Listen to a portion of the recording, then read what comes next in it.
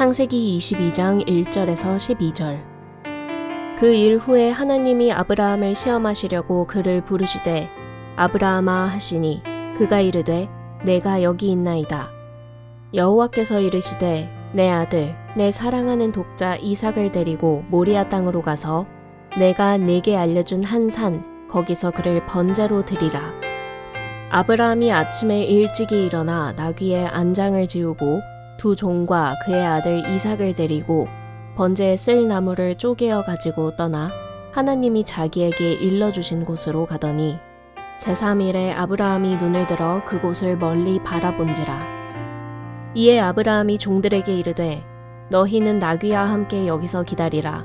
내가 아이와 함께 저기 가서 예배하고 우리가 너희에게로 돌아오리라 하고 아브라함이 이에 번제나무를 가져다가 그의 아들 이삭에게 지우고 자기는 불과 칼을 손에 들고 두 사람이 동행하더니 이삭이 그 아버지 아브라함에게 말하여 이르되 내 아버지여 하니 그가 이르되 내 아들아 내가 여기 있노라. 이삭이 이르되 불과 나무는 있거니와 번제할 어린 양은 어디 있나이까. 아브라함이 이르되 내 아들아 번제할 어린 양은 하나님이 자기를 위하여 친히 준비하시리라 하고 두 사람이 함께 나아가서 하나님이 그에게 일러주신 곳에 이른지라. 이에 아브라함이 그곳에 제단을 쌓고 나무를 벌려놓고 그의 아들 이삭을 결박하여 제단 나무 위에 놓고 손을 내밀어 칼을 잡고 그 아들을 잡으려 하니 여호와의 사자가 하늘에서부터 그를 불러 이르시되 아브라함아 아브라함아 하시는지라. 아브라함이 이르되 내가 여기 있나이다 하매 사자가 이르시되 그 아이에게 내 손을 대지 말라. 그에게 아무 일도 하지 말라. 내가 내 아들 내 독자까지도 내게 아끼지 아니하였으니 내가 이제야 내가 하나님을 경외하는 줄을 아노라.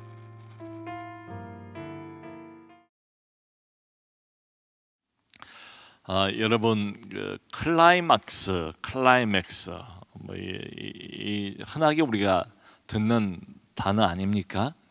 그러니까 연극이나 영화나 무슨 소설이나 드라마나 이런 걸 보면 의뢰에 이렇게 클라이막스가 있지 않습니까? 긴장이 이렇게 고조되고 갈등이 막 고조되다가 이렇게 팡 터지면서 문제가 해결이 되는 이런 클라이막스가 있기 마련이지요. 그런데 생각을 해보면 우리 인생에도 이런 클라이막스가 있지 않은가. 또 우리 신앙생활하는 사람들이니까 우리 믿음에도 이런 클라이막스가 있지 않은가 싶어요. 그러니까 클라이막스를 다른 표현으로 해본다면 정점이 있지 않은가. 그러니까 뭐가 자꾸 조금씩 올라가다가 가장 탑 꼭대기에 딱 섰을 때 정점이라고 표현을 하지 않습니까? 그러니까 믿음의 가장 높은 어떤 수준, 정점, 그럴 때가 있잖아요. 또 있어야 되지 않습니까? 그게 바로 오늘 본문이에요. 아브라함이 창세기 12장부터 지금 쭉 아브라함 이야기입니다. 여기까지 왔어요. 무려 10장 이상을 아브라함의 생애, 믿음의 조상인 아브라함의 믿음에 관해서도 아주 세세하게 그리고 있습니다. 우리가 그걸 지금까지 계속 보아왔어요. 근데 바로 오늘 이 본문 창세기 22장 바로 이 지점 우리가 읽었던 그 내용, 거기에 아브라함 믿음의 클라이막스, 아브라함 믿음의 정점입니다. 그가 왜 믿음의 조상인가를 아주 여실히 보여주는 내용 아닌가 싶어요. 자, 그런데 저는 여기서 우리가 함께 요 믿음의 정점 클라이막스 이 여기까지 오는데 이 순서가 있는 것처럼 생각되지 않습니까?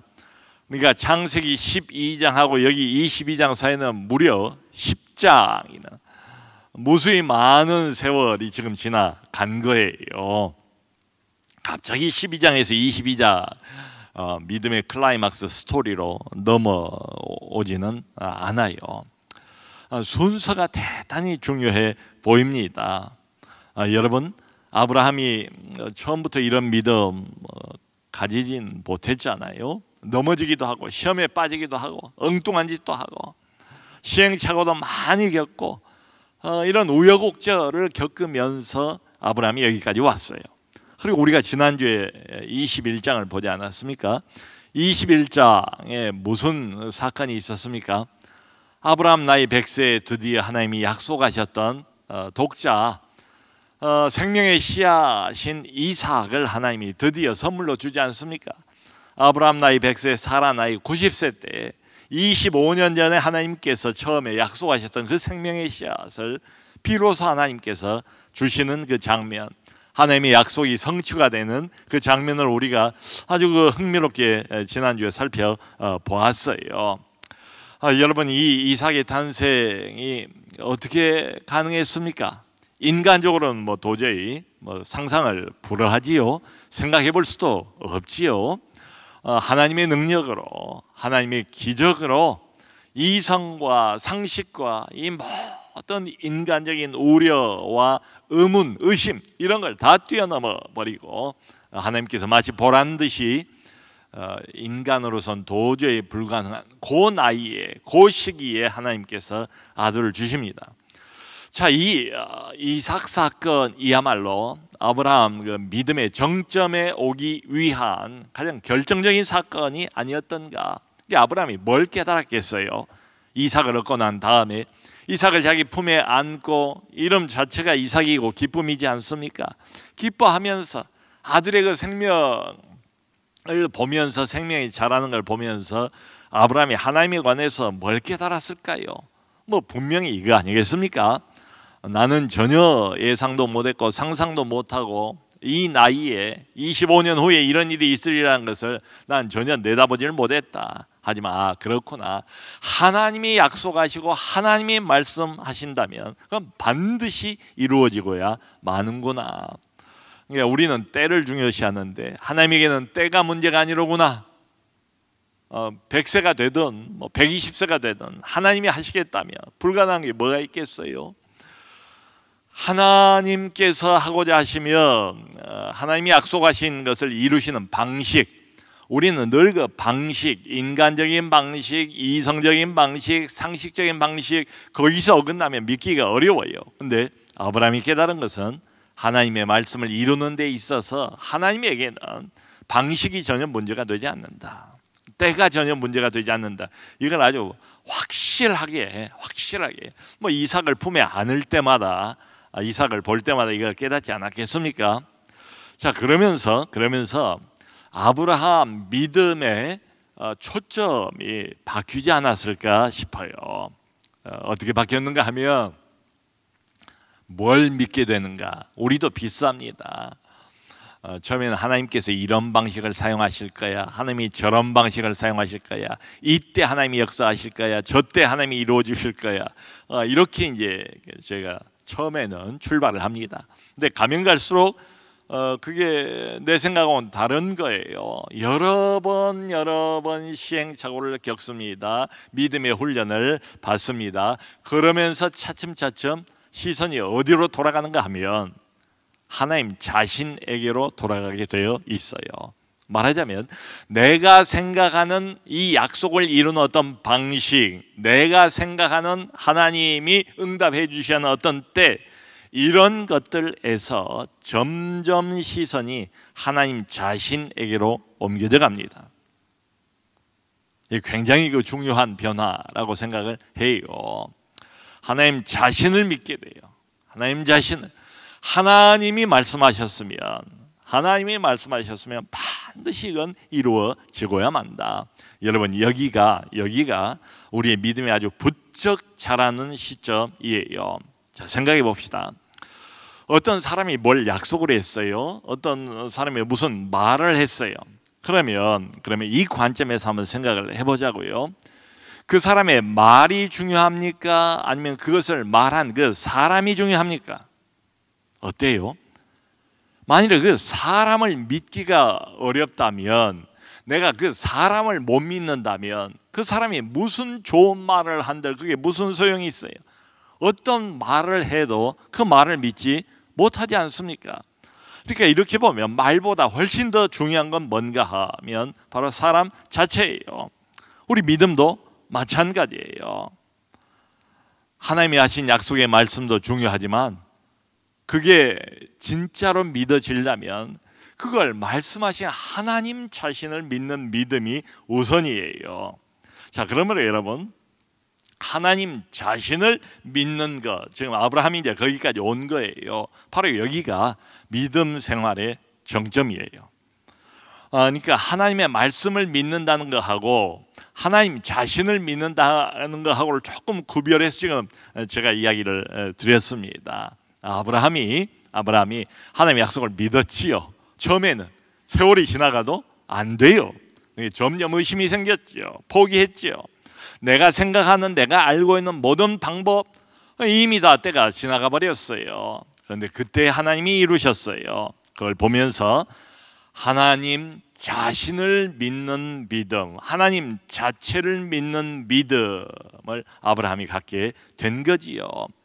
여러분, 이런 믿음은 그냥 되는 것은 절대로 아니에요. 아브라함이 잘 보여주고 있는 것처럼 세월이 필요합니다. 그 세월 동안 우리는 실수를 하지요. 시행착오를 겪지요. 회의와 갈등과 의심과 투정과 불평과 이런 시간들을 상당히 많이 보내게 돼요. 일반적으로. 자, 아브라함이 지금 75세의 부름을 받았고 100세의 아들을 얻었고 그게 25년이에요. 그리고 오늘 이제 본문을 보면 아들 이삭을 데리고 지금 모리아산 쪽으로 가지 않습니까? 근데 아이가 번제에 쓸 나뭇가지를 다 짊어지고 자기 등에다 짊어지고 살 길을 함께 가고 또 산 위로 올라가는 이런 장면들을 보면 이 아이가 적어도 청소년기, 청년기에 도달한 것으로 보이지 않습니까? 예를 들어서 그러면 적게 잡아서 이삭의 나이를 약 15살 정도 해봅시다. 그러면 지금 아브라함이 하나님의 부름을 받고 신앙생활을 시작한 지 약 40년이에요. 약 40년 정도 온갖 풍상, 우여곡절을 다 겪고 여기까지 왔어요. 우리가 쭉 봤던 것처럼 아브라함이 늘 잘한 것 아니었지 않습니까? 실수도 많이 여러 번 하고 시험에 빠지기도 하고 넘어지기도 하고 뭐 등등 말이죠. 이 모든 광야 인생길을 쭉 걸어온 다음에 아브라함이 내린 결론이 바로 이거예요. 하나님이 말씀하셨는가? 그러면 반드시 이루어진다. 왜냐? 그분은 하나님이시니까. 자, 그러므로 아브라함이 어디까지 믿음이 도달했는가 하면 이제는 이제 알게 됐어요. 경험적으로 하나님이 어떤 분이라는 걸 알게 됐고 믿게 됐단 말이지요. 이제는 하나님이 무슨 말을 해도 이분은 믿을 만한 분이다 라는 하나님에 대한 인식이 먼저 아브라함에게 자리 잡고 있는 거예요. 그러니까 그 전에는 그 말을 우리가 믿기 어렵지 않습니까? 그걸 어떻게 믿어요?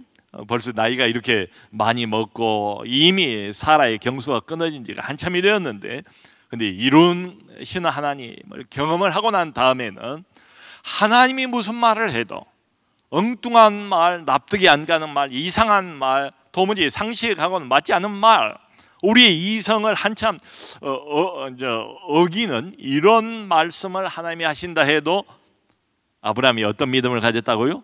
하나님 자신을 믿는 믿음을 갖게 됐어요. 그러니까 저분을 믿으니까 저분 입에서 나오는 모든 말은 다 무조건적으로 절대적으로 아멘하고 수용하고 받아들인 그런 믿음까지 도달하게 됐습니다. 자, 그런 가운데 하나님께서 오늘 명령 하나를 하세요. 아브라함을 테스트하기 위해서 가끔 우리를 그렇게 테스트를 하십니다. 여기 2절을 보면 명령은 간단해요.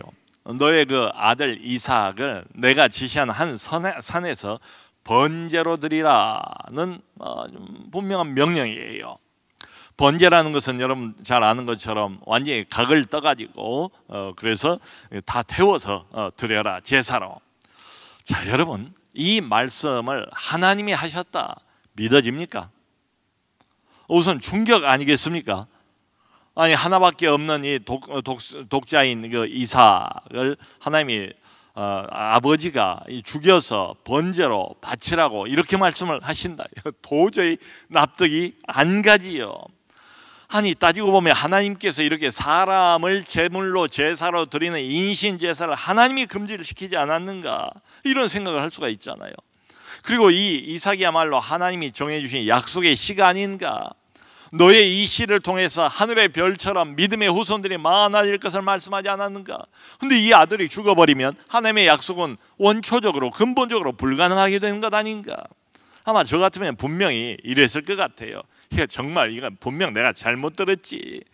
내가 뭔가 기가 허해서 여름이라 땀을 많이 흘려서 말하자면 뭐 영양이 좀 부족해서 뭐 헛것을 내가 들었을 거야. 잘못 알아들었을 거야. 하나님이 이런 말씀을 하실 리가 없지. 이건 마귀야. 이럴 리가 없어. 썩 물러가라. 아마 이랬을 것 같아요.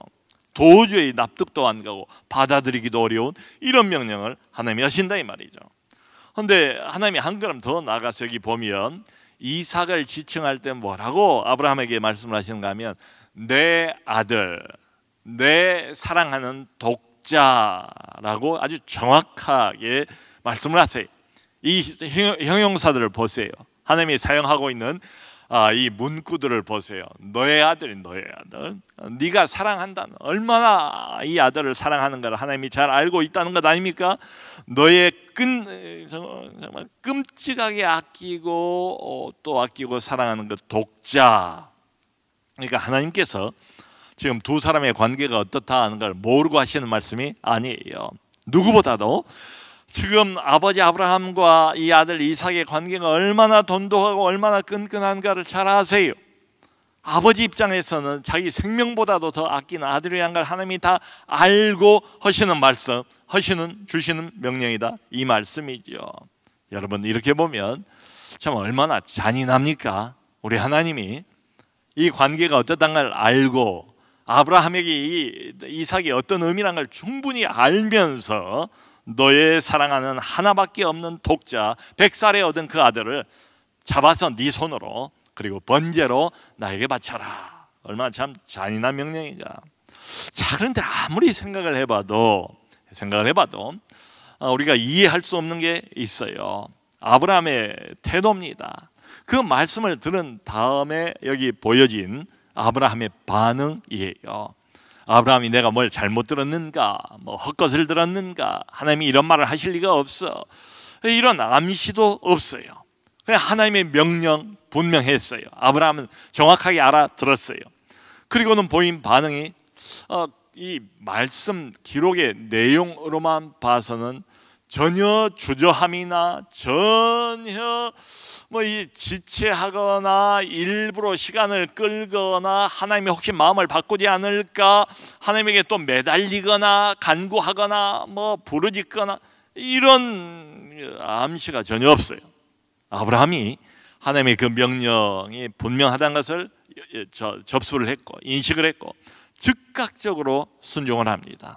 시간을 지체질 않아요. 즉각적으로. 그러니까 다음날 아침에 일찍 일어났다고 그러지 않습니까? 그리고는 이 하나님의 명령을 수행을 해나가는데 묵묵히 말없이 하나님의 명령을 그대로 시행을 해나가는 장면이 자세하게 그려져 있습니다. 여기 3절을 보면 혹시 아내인 사라가 이 사실을 알게 될까 두려웠을 것 같아요. 아침 일찍 일어나서 나귀의 안장을 채우고 두 종을 데리고 아들을 데리고 그리고 번제에 쓸 나무를 집에서부터 미리 쪼갰답니다. 번제에 쓸 나무를 다 쪼갰어요. 그러니까 이런 걸 보면 지금 아브라함이 제정신 차리고 있죠. 정신이 나간 게 아니에요. 제정신 차리고 있어요. 일견 어떻게 보면 흐트러짐이 없어 보이지 않습니까? 얼마나 침착해 보입니까?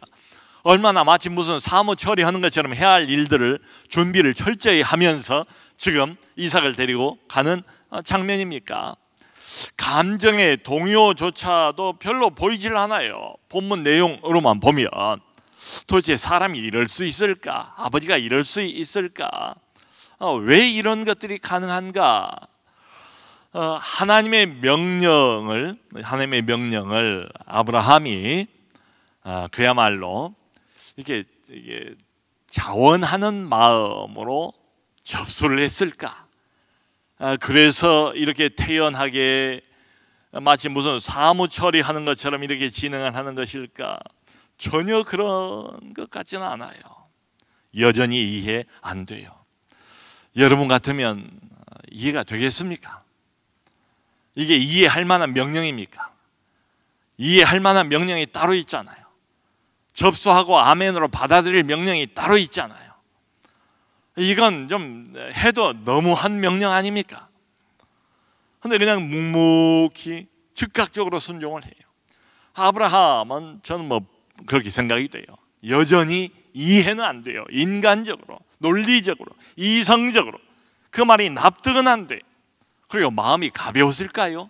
하나의 명령이니까 무조건 룰루랄라 하면서 그저 자원하는 자발적인 마음으로 지금 이 일을 행하겠습니까?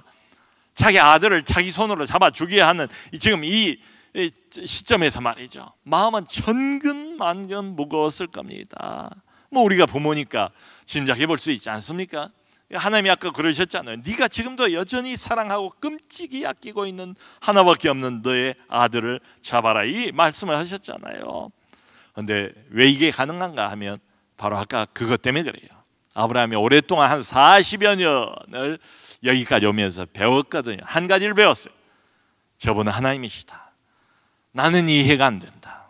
내 머리로는 아무리 애를 써도 이해가 안 돼요. 하나님이 누군가. 그런데 저분은 하나님이시다. 저분이 말씀하시면 무조건 옳다. 하나님 자신에 대한 절대적인 믿음이에요.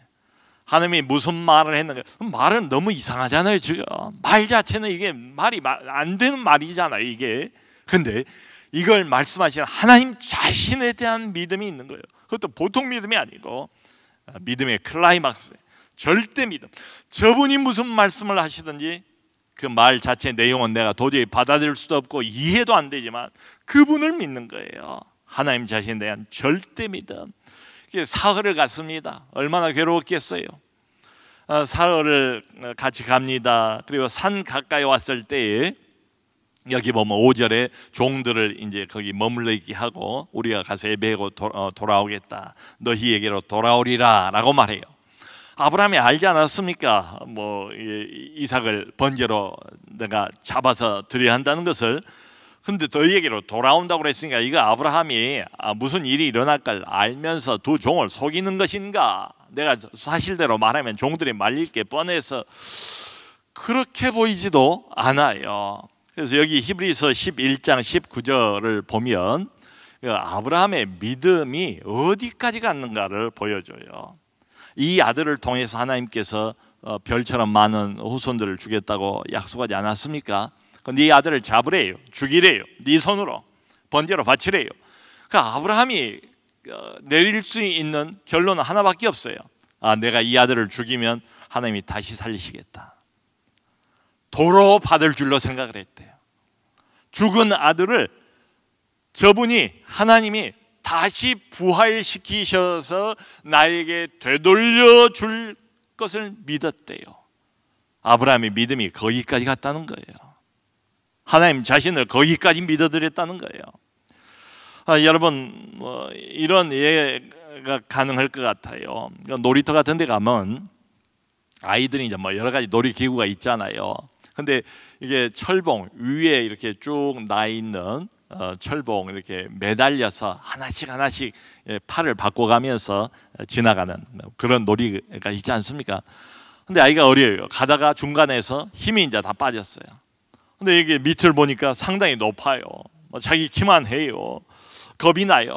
근데 그걸 보고 아빠가 와서 밑에서 야 누구야 뛰어내려 아빠가 받아줄게 이러면 어때요? 자기 키보다 더 높은 공중에 매달려 있지만 이 아이가 뛰어내리거든요. 손을 놓아요. 놓는 이유는 뭐예요? 아빠를 믿기 때문에 그렇죠.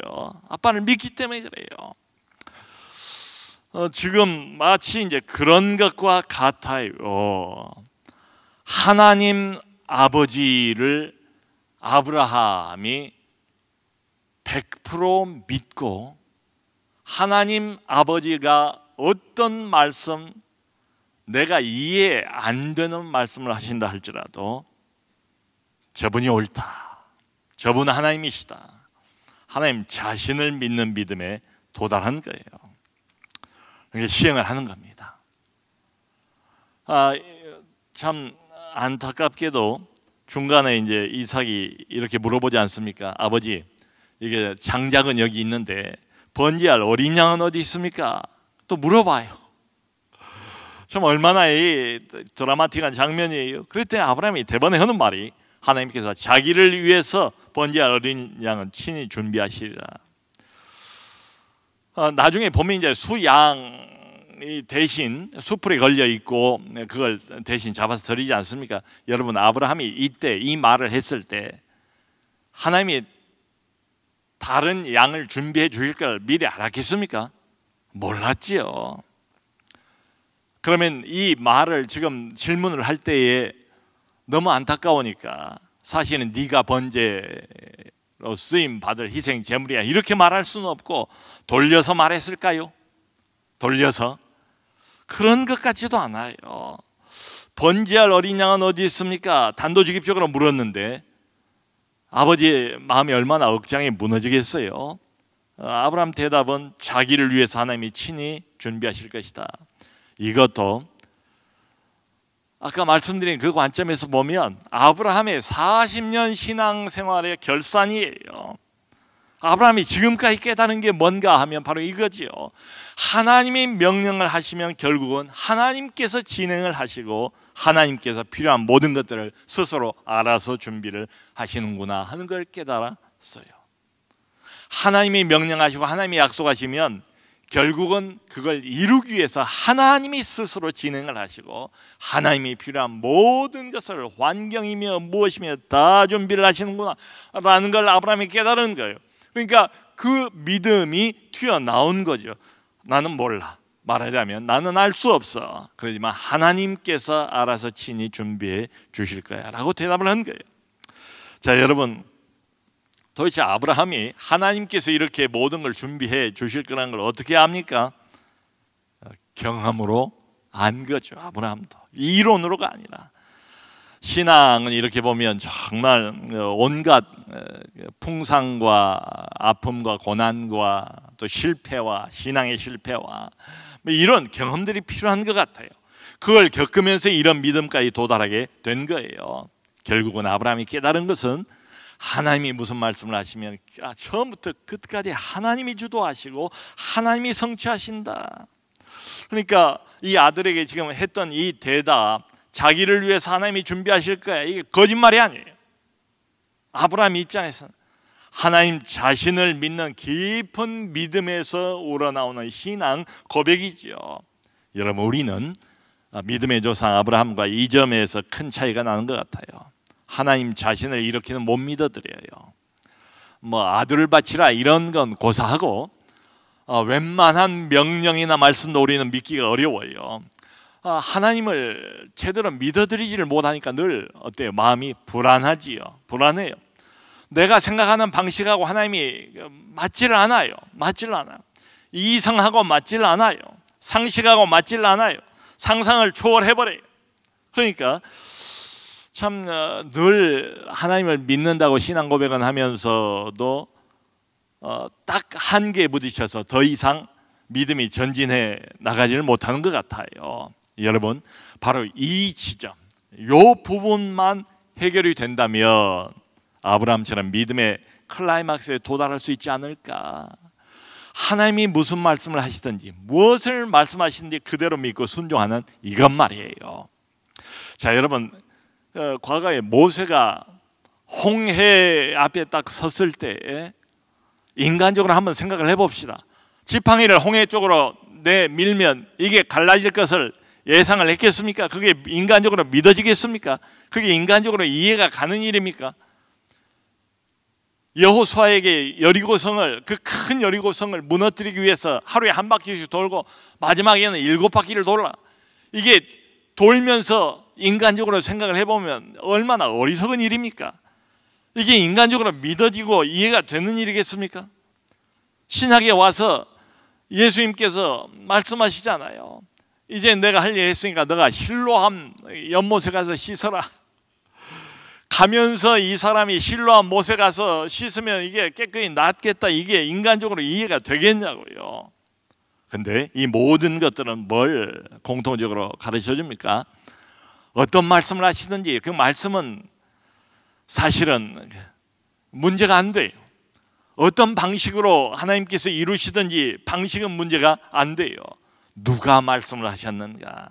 하나님 자신을 절대적으로 믿는 믿음이 밑바탕에 깔려 있는 거지요. 드디어 제단을 만들었습니다. 나무를 벌렸다고 그랬어요. 나무를 벌린 이유는 잘 탈 수 있도록 나무를 벌려 놓은 거예요. 그 이삭을 결박해서 나무 위에다가 놓았대요. 그리고 여기 10절을 보니까 드디어 칼을 들어서 이 무정한 아버지가 자기 아들을 찍어서 잡으려고 하니 마치 진짜 양을 잡는 것처럼 잡으려고 하니, 그러니까 여러분 이게 지금 아브라함이 쇼가 아니지 않습니까? 내가 이런 순종의 행위를 보이면 마지막 순간에 하나님이 나를 막아주실 거야, 뭐 이런 게 아니잖아요. 진짜로 실행을 하려고 하는 거예요. 죽이면 부활시킬 것을 믿고 말이죠. 그랬더니 더 급해진 여호와의 사자 하나님 자신이 급하게 부르지 않습니까? 여기 보면 아브라함아 아브라함아 두 번이나 반복해서 급하게 부르세요. 말리세요. 그리고는 아무 일도 이 아이에게 행하지 마라. 내가 이제야 네가 나 여호와를 경외하는 줄을 아노라 라고 말씀을 하세요. 여러분 이게 무슨 의미일까요? 내가 이제야 네가 나를 참으로 경외하는 줄 내가 알았다. 아브라함이 이 사건을 통해서, 이 실천을 통해서 하나님을 진짜로 경외하고 하나님을 얼마나 사랑하는가, 이게 공개적으로 입증이 됐다 하는 뜻입니다. 여기 1절을 보면 이렇게 돼요. 하나님이 왜 이런 잔인한 명령을 하시는가 하면 아브라함을 시험하시려고, 이 시험이 하나님이 뭐 세상의 유혹이나 아니면 마귀의 무슨 우리에게 와서 하는 시험처럼 우리를 유혹에서 빗나가게 하고 타락시키려고 그런 게 아니고요. 믿음을 확인하고 그 믿음을 굳건하게 하기 위한 의도적인 시험을 가끔 주세요. 이건 뭐 이렇게 말할 수 있을 것 같아요. 거룩한 시험. 우리의 믿음을 확인하고 공개적으로 그걸 입증하고, 그리고 우리의 믿음을 굳건하게 하기 위해서 하나님이 일부러 주시는 시험, 테스트가 가끔 있다. 거룩한 시험이 있다. 여러분 이 광야를 인생길을 살아가다가 우리도 마찬가지입니다. 가끔 하나님께서 우리의 믿음을 확인하고 싶으신 때가 있어요. 가끔씩. 우리 스스로도 그 믿음을 통과하면서 내 믿음이 어느 정도까지 왔는가 확인이 되지요. 또 믿음이 더 굳건하게 바로 서게 되는 때가 있습니다. 예를 들면 뭐 이런 거예요. 아빠가, 참 요즘 아빠들은 얼마나 또 아이들에게 자상합니까? 아이들하고 놀아주고 친구처럼 말이죠. 근데 아빠가 이제 궁금할 수 있잖아요. 이 아이들이 나는 온갖 정성을 다 쏟아붓는데 정말로 나를 사랑할까? 근데 이 아빠가 어느 날 뭐 무슨 일을 하다가 허리를 좀 삐끗했어요. 그래서 아이들한테 그런 이야기를 이제 했다고 해봐요. 야, 내가 뭐 좀 무거운 걸 들다가 허리가 좀 삐끗하다, 좀 허리가 좀 움직이기가 쉽지가 않다. 그랬더니 이 아이의 반응이 아빠 하면서 아빠 옆으로 딱 오더니 아빠 괜찮아요, 매우 이제 걱정이 가득한 이런 눈초리로 아빠 괜찮아요, 엎드리세요, 내가 주물러 드릴게요. 얘가 귀엽기도 하고 고맙기도 하고 아니야 괜찮아. 그랬더니 아이가 기어이 이제 졸라서 아빠를 이렇게 눕혀놓고 마사지를 하고 그 작은 손으로, 그리고 안티프라민을 거기다 정성스럽게 발라주고 말이죠. 그러면 이 아이가 뭐 얼마나 도움이 되겠습니까마는 그 아빠를 향한 아이의 사랑이 그 자리에서 입증이 되지 않습니까? 이런 거예요. 아이 입장은 어떨까요? 아이 입장은 아빠에 대한 이 작은 귀여운 사랑을 자기가 실천을 하면서 내가 아빠를 정말 사랑하고 있구나, 아빠가 나에게 얼마나 귀한 존재인가가 스스로에게 확인이 되지 않겠습니까? 그러면서 이 아빠와 아들 둘 사이가 얼마나 그 관계가 돈독해질까요? 여러분, 하나님이 우리를 시험하신 이유도 이와 비슷해요. 하나님이 그냥 심심해서 우리를 약 올리려고 골탕 먹이려고 이런 시험을 주시는 건 절대로 아닙니다. 결국은 보면 이렇게 해서 하나님 아버지와 우리 관계가 돈독해지도록 하나님께서 일부러 의도적으로 거룩한 시험을 주신 때가 있다. 성도 여러분, 결국 인생 광야길 걸어가는 걸음걸음은 다 믿음의 훈련의 시간들입니다. 우리 인생 안에 지금도 존재하고 있는 시험거리들은 하나님께서 우리를 일부러 괴롭히려고 주시는 시험이 아니고 우리의 믿음을 굳건하게 만들기 위해서 하나님만 바라보도록, 인간의 생각이나 인간의 이성이나 상식을 뛰어넘는 하나님 자신에 대한 절대적인 믿음으로 우리를 끌어가기 위한 과정들입니다. 모쪼록 이 시험을 잘 통과하시기를 바라고, 점점 믿음이 발전해 가서 아브라함처럼 하나님이 무슨 말씀 무슨 명령을 하신다 할지라도 하나님 자신을 믿는 절대 믿음에 도달해 가는 우리 모두가 될 수 있기를 주님의 이름으로 축원합니다.